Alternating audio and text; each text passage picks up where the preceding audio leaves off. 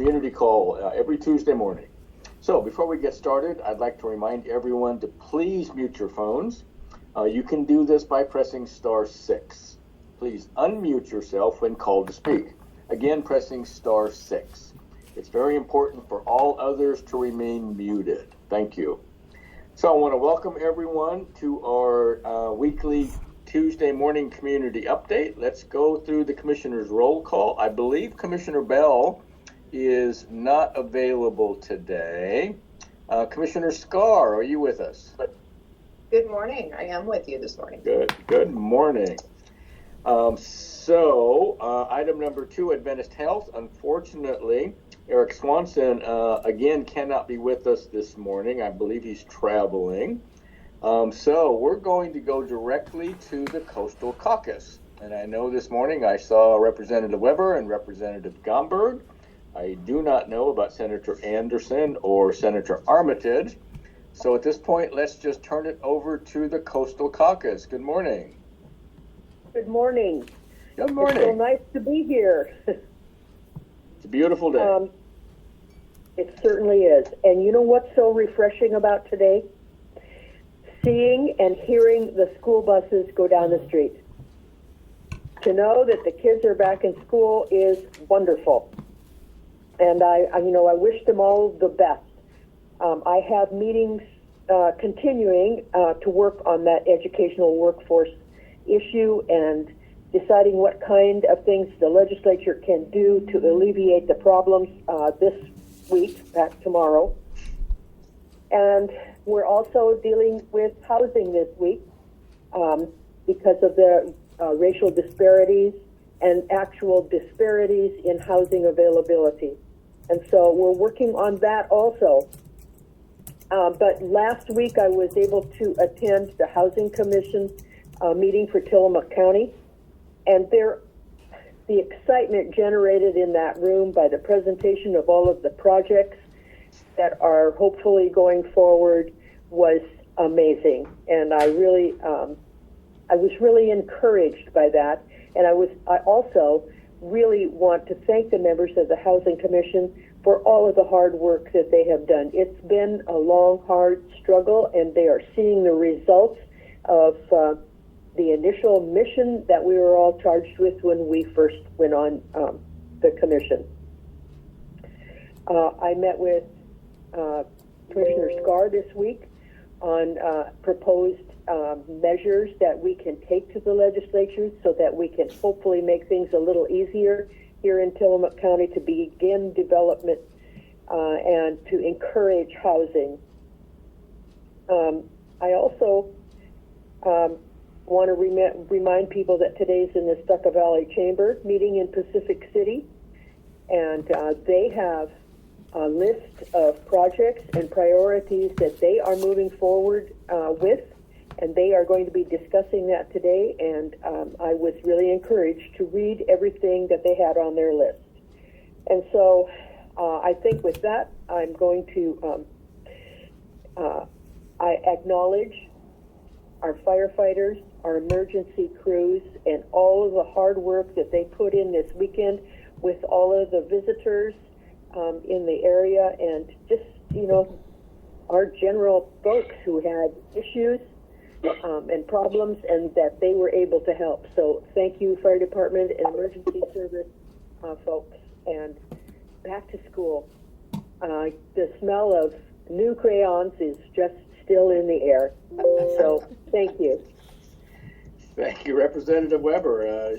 That's the school teacher is coming out in you again, which is wonderful. I love it. Love it so much. Thank you. I do too. That's great. Let's turn this over to Representative Gomberg. Good morning. Well, good morning, commissioners, and good morning, Tillamook County. I hope everybody had a restful, enjoyable, and long holiday weekend. And I hope at least at some point during that long weekend, people stop to pause and consider the contributions of our working men and working women on Labor Day weekend. Commissioner, did you know that Oregon was the very first state to recognize Labor Day back in 1887? I thought that was an interesting bit of historical trivia for all of you. I will tell you that I usually appear on KTIL Radio on the first Monday of each month, and I dialed in yesterday and nobody answered because it was Labor Day, and I made some phone calls and discovered that they had rescheduled the show, but somehow my staff didn't get the word on that. So my apologies to anybody that tuned in to listen to me. You know, the other thing that comes with Labor Day weekend is Labor Day traffic, and traffic continues to be a serious concern. Fatal accidents in Oregon are up 15% over the previous year. Had another one of them in southern Tillamook County over the weekend, which is very unfortunate, and my thoughts are with the families of those involved. But as Representative Weber said, as we pause and reflect on our working men and working women, let's also not forget our firemen and firewomen and the first responders that are out there every day working to keep us safer and protected. And if you're going to be out on the roads, please drive cautiously, drive with some courtesy, drive with some patience, and drive defensively. Fatal accidents up 15% in Oregon. Commissioners, the big government news this past week was the presentation of the quarterly economic forecast. This is when our certified smart economists get together and tell us what they think is going on with their economy and how people are doing, and in particular, what kind of revenues the state might expect in individual and corporate taxes. And the news continues to be very good, that Oregon's economy is robust. Oregon's economy is booming. People that are doing well are doing very well. People that are doing less well are still doing okay. You can tell that by the number of help wanted signs you see everywhere up and down the coast. And when you look at the signs and see what the starting wages are for jobs up and down the coast, people are working and people are doing well. And that means that Oregon is doing well right now. According to our economists, we are doing about $500 million better than we were just 4 months ago. And as a result of that, you know, under Oregon law and the Constitution, we have this unique requirement called the kicker that says if we bring in more money than we expected to, we don't spend that on public safety or health care or education or transportation. We send that money back to Oregon taxpayers. And so you can expect with your 2023 tax returns a rebate of over $3 billion. That's going to come when you file your taxes in 2024. I know that seems like a long way off, but believe me, it'll be here before you know it. So watch for that massive rebate in your 2023 taxes. The economists had a couple of other observations to share with you, one of which is that they're expecting a recession. They believe that the economy is not going to continue to boom, it's going to turn down. And all of the polls are showing that Oregonians are very concerned about their personal financial situation. They're concerned about the cost of living. Boy, I get that. And so that is reflected in the Economist report that a recession is anticipated. They don't know when, they don't know how much, they don't know how consequential it's going to be. And in the meanwhile, both Oregon businesses and Oregon individuals continue to spend. So we'll watch for a recession. The second thing that the economists are telling us is that it's becoming increasingly difficult to project what the economy is going to do. I mean, who would have expected a global pandemic or a war in Ukraine or the global supply chain issues that are being reflected when you go shopping for tissues or paper towels on the shelves and don't find them there? None of those things are within the control of Oregon government, but yet are certainly affecting our day-to-day expenses and our cost of living. So it's becoming increasingly difficult to project what our economy is going to do. And the final thing I would observe from all of that is in Oregon, we are not allowed to spend more money than we bring in. And that means that when we make these projections, we make them conservatively, because if more money comes in than we expected, we give it back to taxpayers. But if less money comes in than we expected, then the Oregon legislature needs to convene again to reduce budgets and cut funding for agencies in healthcare and education and public safety. And that's never any fun. So we're caught in this catch-22 right now of trying to imagine what the economy is going to be like, and basing all of our decisions on those very tenuous projections. The final thing I'll share with you, commissioners, and for those your listeners that are in southern Tillamook County, I watched a delightful film over the weekend called Pixieland, the hidden amusement park on the Oregon coast. And any of you that drive out Highway 18 are maybe familiar with what was intended to be the Oregon's answer to Disneyland, right here at the intersection of 101 and 18, where they built this amusement park called Pixieland, which was partnered with the Pixie Kitchen restaurant in Lincoln City.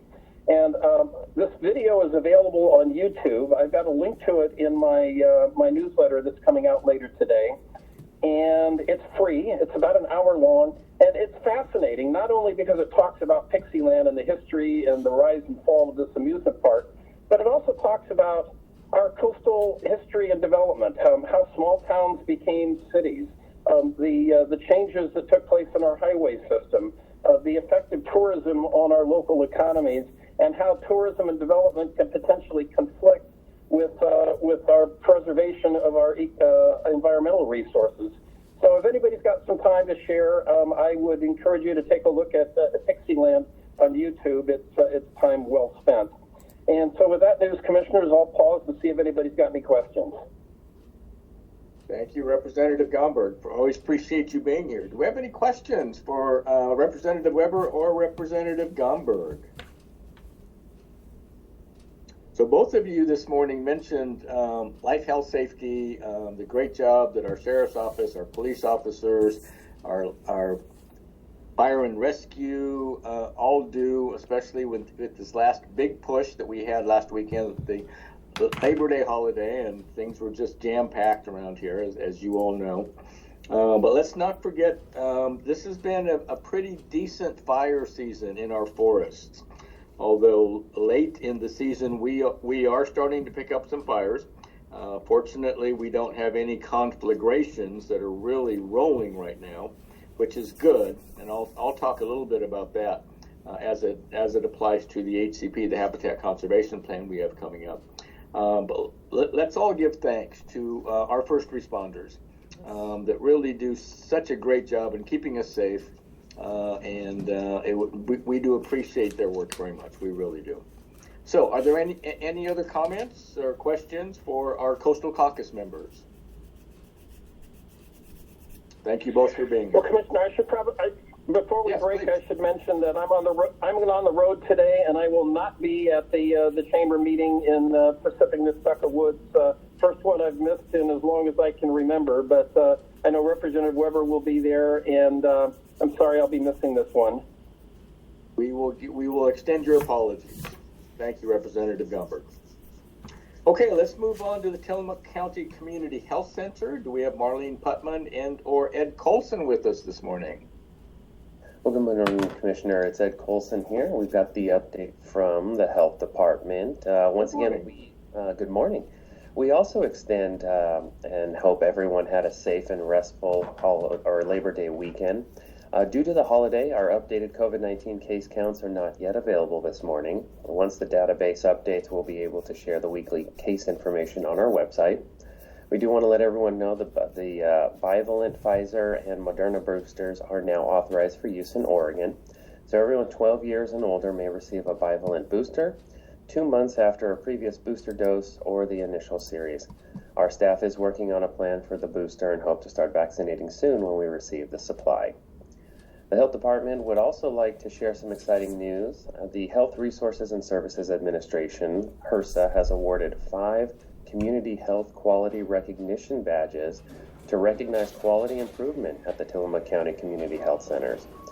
These badges recognize health centers that made notable quality improvement achievements in the areas of access, quality, health equity, health information technology, and COVID-19 public health emergency response for the most recent reporting period.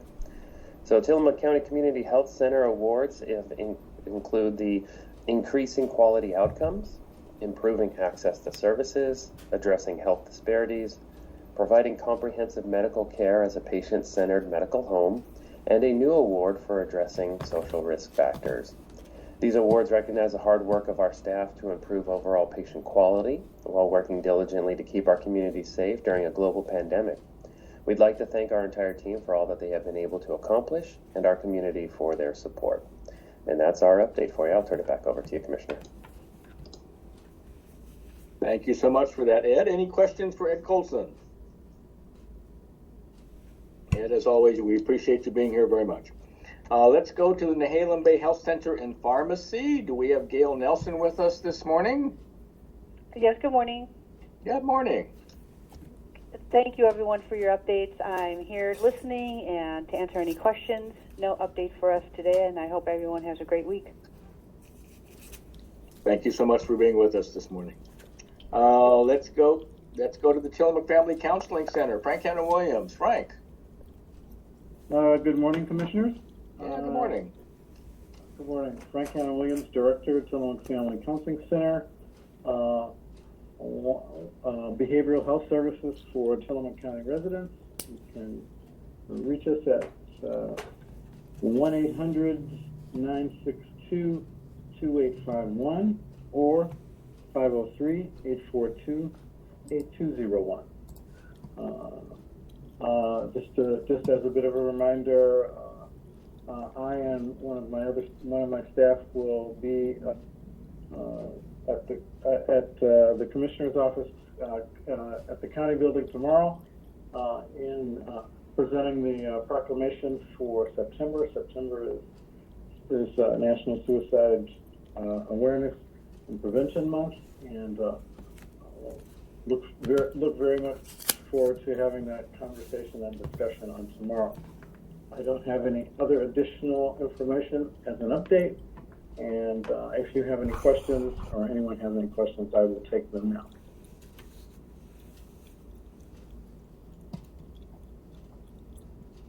Mr. Frank Hanna Williams. Thank you so much for being here. Thank you. Let's move on to the Sheriff's Office. We have Sheriff Brown with us. No, Commissioner, it's Under Sheriff Kelly. The Sheriff's out today. I'll give a quick update. It was a busy weekend this weekend. Your first responders, including deputies, medics, and fire departments, were all working a lot of overtime.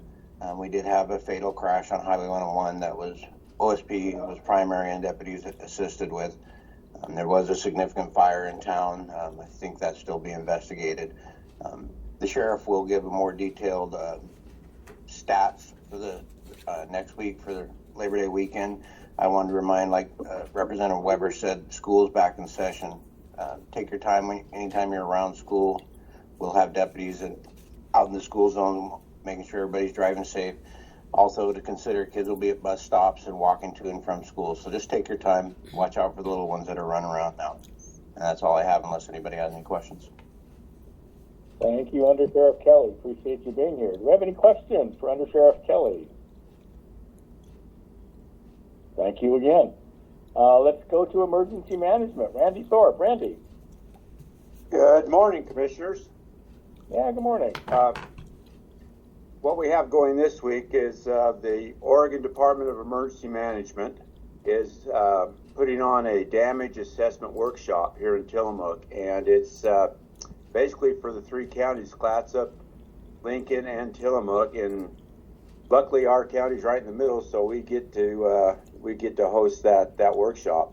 And this workshop, they're going to go over damage assessment after incidents or disasters, and they're also going to go over the types of information that we need to collect, and basically how to submit that information, both paper and electronic, to FEMA and to the state. So hopefully it'll be a great workshop. It was very limited to the number of attendees, with it being over three counties. And so I was able to select, I think, some key people here in our county to attend that.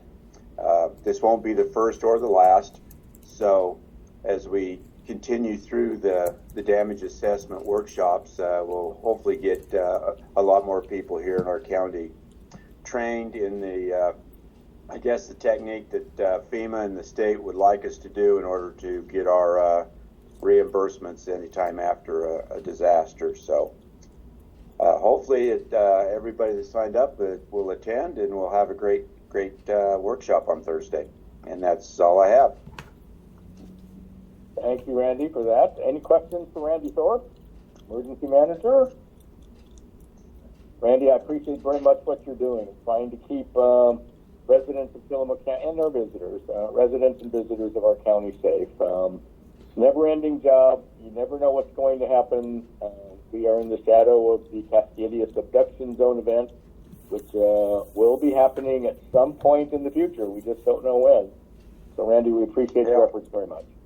Yeah, hopefully that's, another 500 years out, but I guess, like you say, we need to prepare for it for tomorrow or the next day, but a lot of our preparation for the big one is really helping, I think, just our day-to-day and being able to be prepared for the smaller issues that we have every winter. So hopefully everybody stays prepared and has that 2-week supply somewhere. There you go. I appreciate that very much. Although I will say that statistically, it will happen before the next 500 years is over. I mean, we're on about a 300-year schedule with the big ones, and currently we're 322 years out since the last big one. So statistically, I think it'll happen before the next 500 years is up. But you never know. Oh. Shoot, I was hoping that we could maybe alter those statistics a little bit and push it out. So, statistics anyway. Statistics. Thank you, Randy. You bet. So, being the first Tuesday of the month, we are pleased to have Bill Jablonski with the Oregon Department of Transportation here. Bill, we'll turn it over to you. Hey, well, good morning, Commissioners, and good morning, Tillamook County. This is Bill Jablonski. Good morning. I'm the ODOT Area Manager here for Tillamook County, and happy September. And with that, winter can't be far behind. And I'd like to lead off with just an announcement that ODOT is going to host our annual winter operations meeting on October 11th here in Astoria. We've had a 2-year hiatus on meeting in person, so this is the first time we've gotten together for 2 years. Just for folks who aren't familiar with that, that's the winter operations meeting. We invite the local cities and counties of the area that we support here in Area District 1, including law enforcement folks. And we talk about expected weather, levels of service, things are little coordination meetings between all the folks in general. We share contact information, phone number information, email information on what to expect and who to communicate with during our winter time coming up. So looking forward to that from everyone. A little more of an update on our Oregon 6. I know that's kind of the key focus of why I was invited, but I'm really here to also share everything transportation road-wise related for Tillamook County. I'm hearing from our district that all the pave patching has been completed on Oregon 6, including some of the problem areas that we've had identified earlier. And I'm also happy to report that all the striping in Tillamook County has taken place for this season. So thank you very much for your patience when the striping crew has been around. I know it's they kind of clog up the traffic some, but they also try to do a little early morning striping work and try and stay away from the high peak times that we see people on the roads. Also in Oregon 6, we have an Oregon 6 corridor study, which is still working on behind the scenes. We have identified or starting to identify folks to be part of the stakeholder advisory committees and also the technical advisory committees. We want to make sure that we have the correct people and the right people at these meetings and representing various groups and interests. The team is reaching out to both Tillamook and Washington counties, as well as trade and industry folks as well too, to make sure we're at least getting the right group of people at the meetings.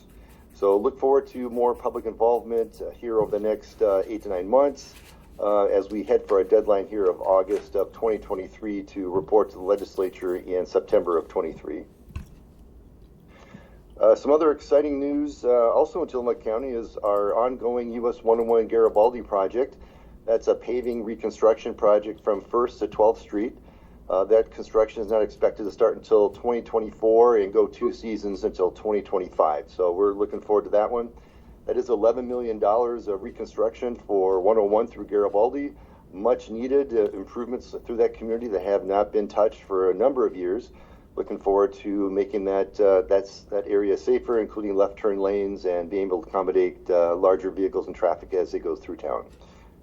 And that's my conclusion for this month. I'll take any questions, Commissioner. Thank you, Bill. Appreciate you being here very much.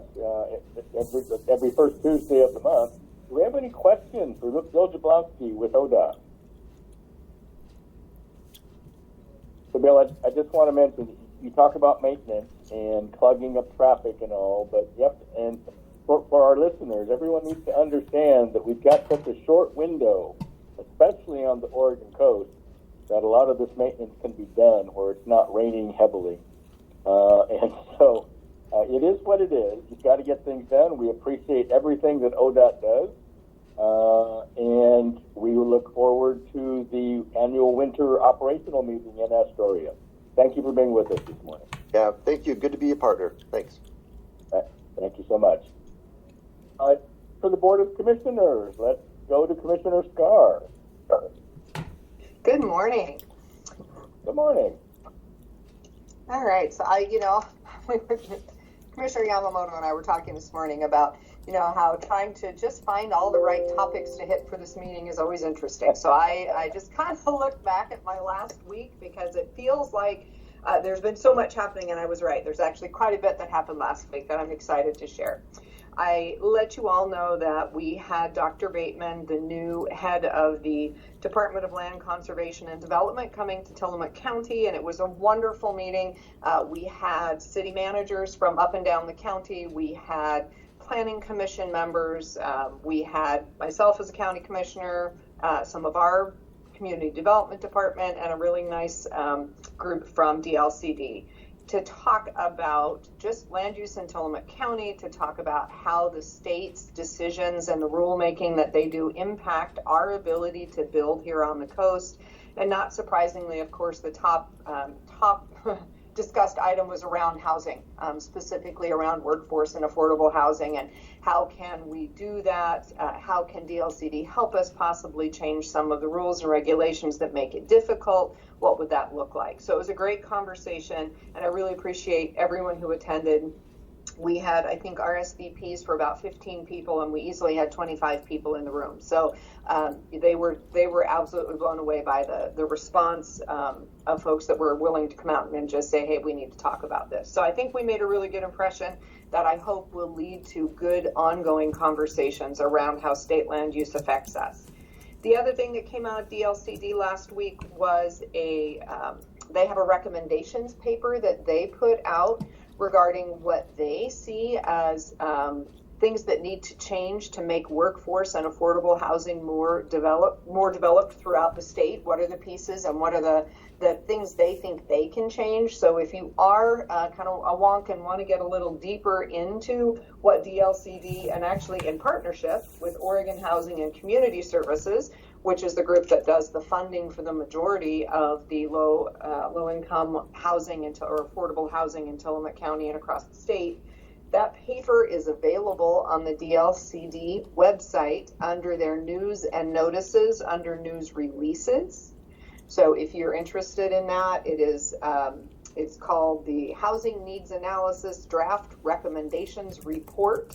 And again, it's fairly lengthy, but it lets you know what the state is thinking, and they are currently taking comments on that report. So I do encourage people, if you have an interest in this and have any, time and willingness to dive into this report and send them some comments, it would be great. I had a chance to look at it over the weekend, and I think the biggest challenge in their suggestions is that they apply to cities of 10,000 and above, of which we don't have any in Tillamook County.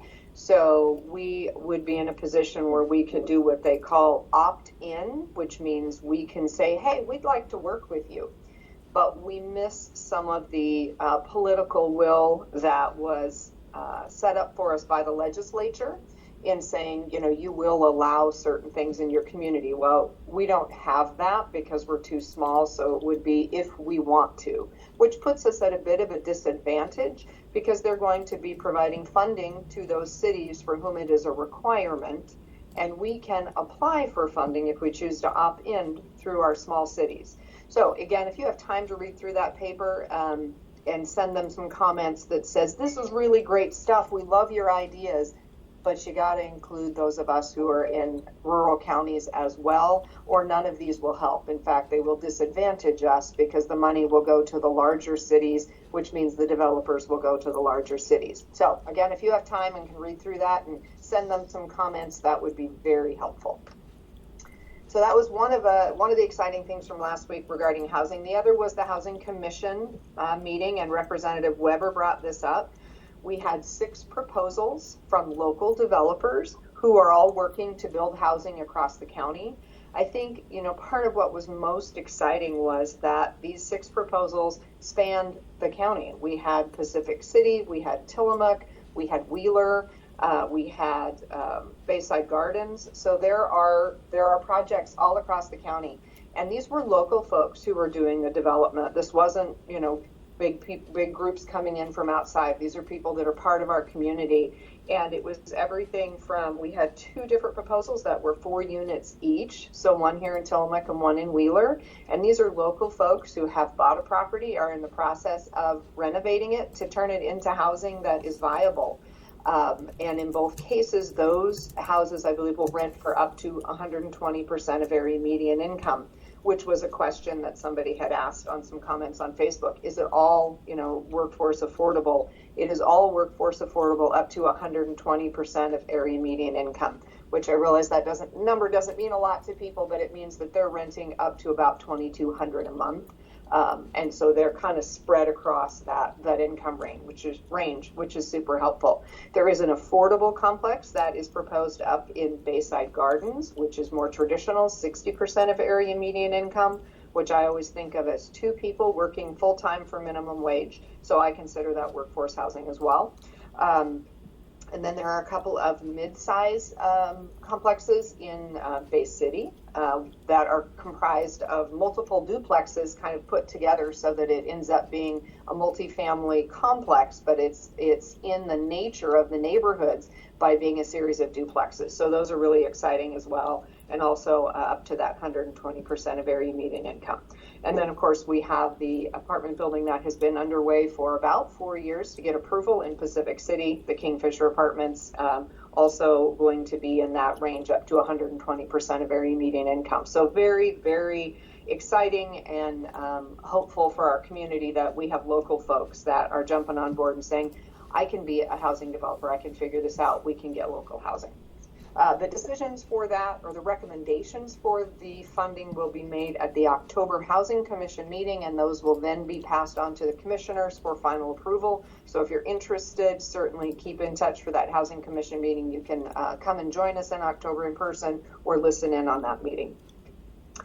Next thing I'm going to talk about quickly, we had the Alderbrook Golf Course meeting last week as well. That was a great meeting. We had a large group of community members show up and talk about what the golf course meant to them, what it means to our community, and provide some thoughts around how could we as a community potentially come together to purchase and preserve the golf course. So it was a great meeting. No decisions were made in any way, shape, or form, but there's a smaller group forming that will look at what are the options, what investors might we find, what public money, if any, might we find, and who really wants to spearhead this sort of a project.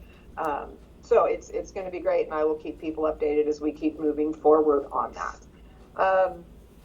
One other quick thing I want to bring up is the overdose awareness event. I know that our public health folks talked about it coming last week. It was a great event. I was able to go out on Wednesday evening and just kind of see how it was going. Lots of people in attendance, lots of Narcan given out, and I, this is really an important thing for people to think of.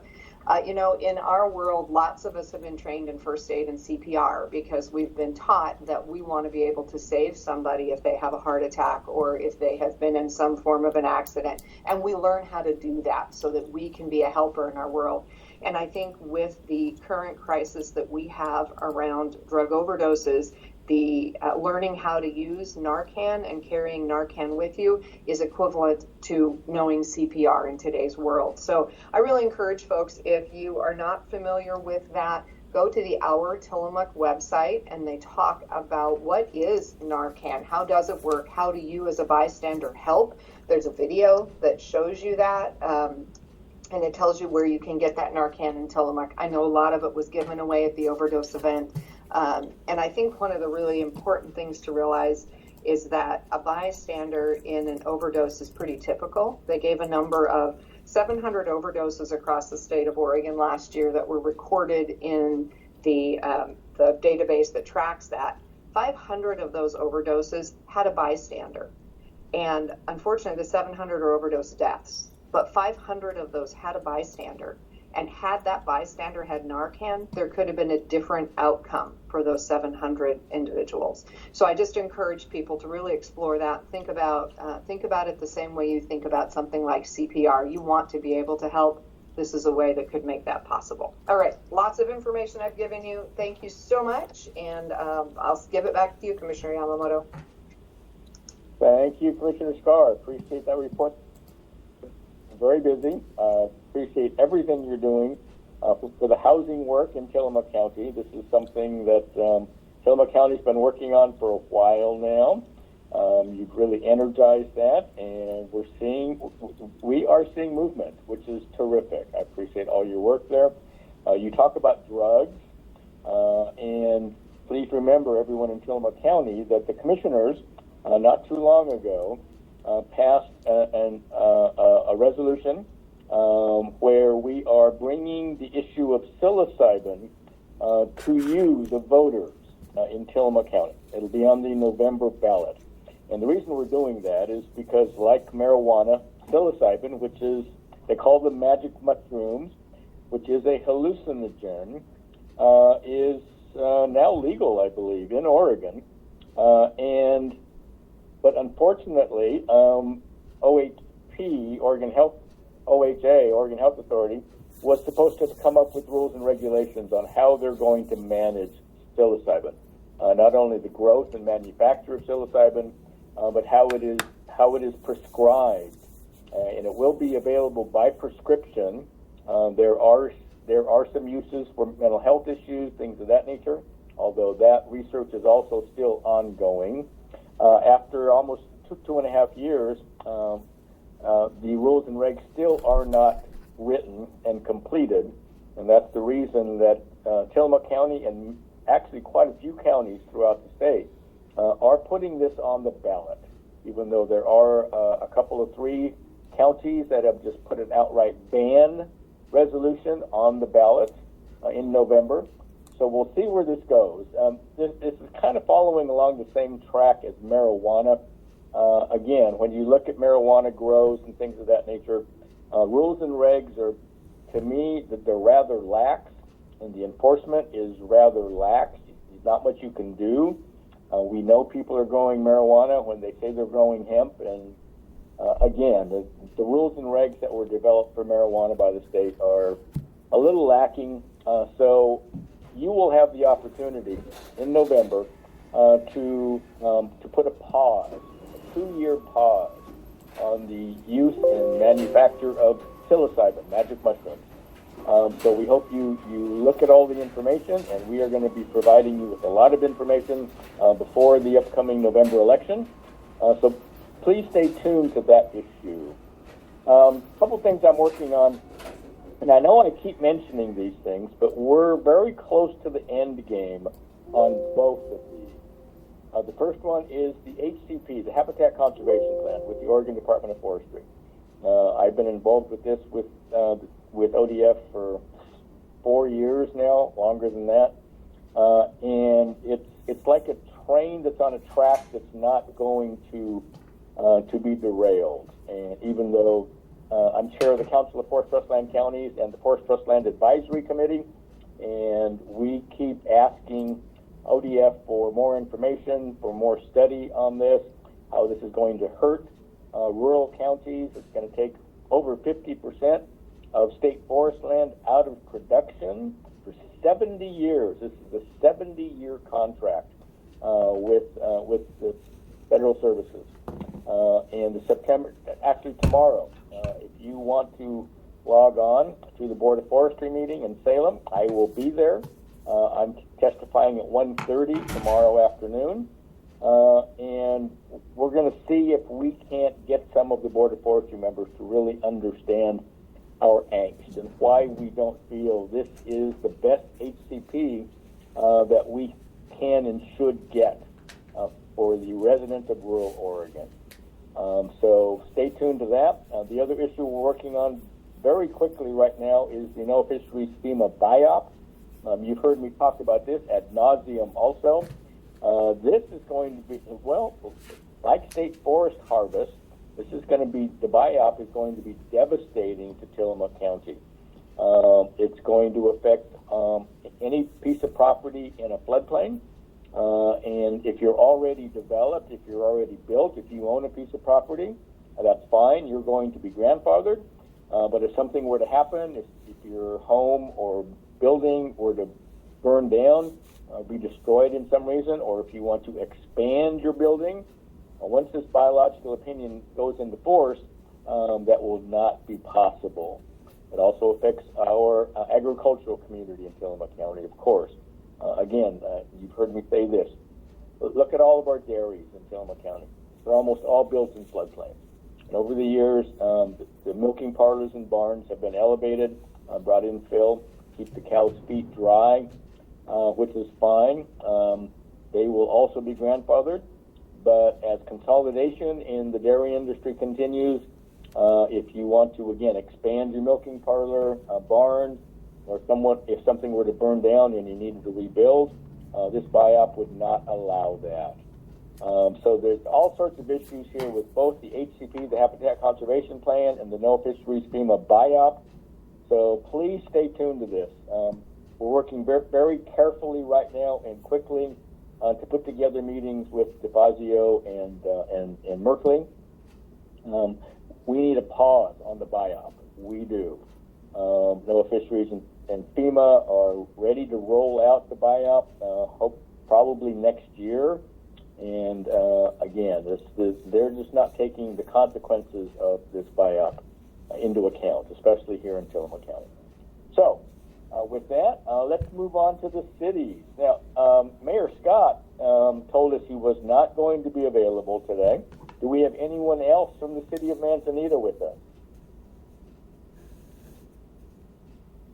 Moving on, let's go to the city of Nehalem. Melissa Thompson-Keeper, or anyone else from the city of Nehalem, are you with us? How about the city of Wheeler? Do we have Mayor Honeycutt or City Manager Johnson or any others from the city of Wheeler? Rockaway Beach. Do we have Mayor Wilson or any of the city councilors from Rockaway Beach? City of Garibaldi. Do we have Mayor Hall with us?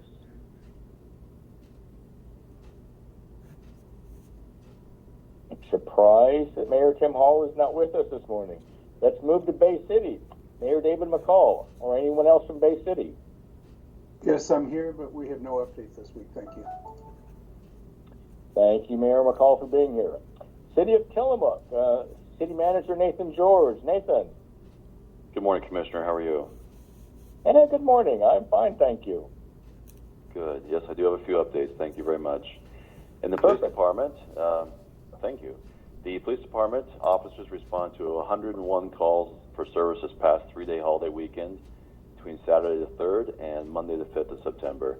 Sergeant Halls responded with the Tillamook Fire District to a structure fire in the 4500 block of 3rd Street. No occupants or injuries were reported. Unfortunately, the building is a complete loss. Sergeant Halls worked seamlessly with all responding agencies to ensure a quick and a swift response. We appreciate everyone that helped with Sergeant Halls in our police department. The Tillamook Police Department is working with all local churches planning the Faith and Blue Weekend, which will be October 7th, 8th, 9th, and 10th. This is a national event dedicated to creating and growing relationships with everyone in our community. As you can see, we are working really hard on partnering with our community in all areas, and we've been a large focus in the police department. We really appreciate everyone who's participated.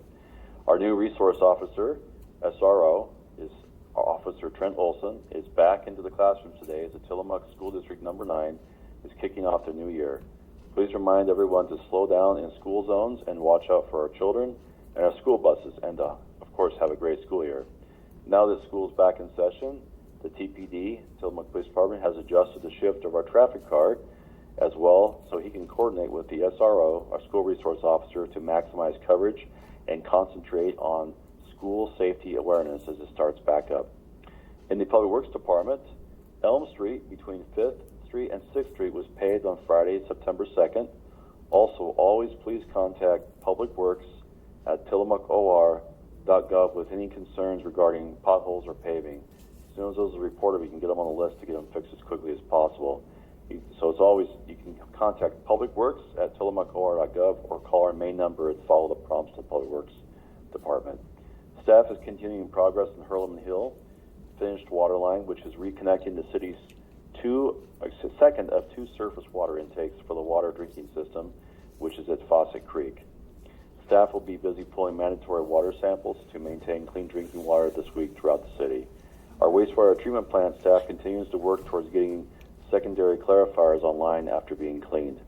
The Public Works Department is very short-staffed this week due to recent losses and other staffing shortages.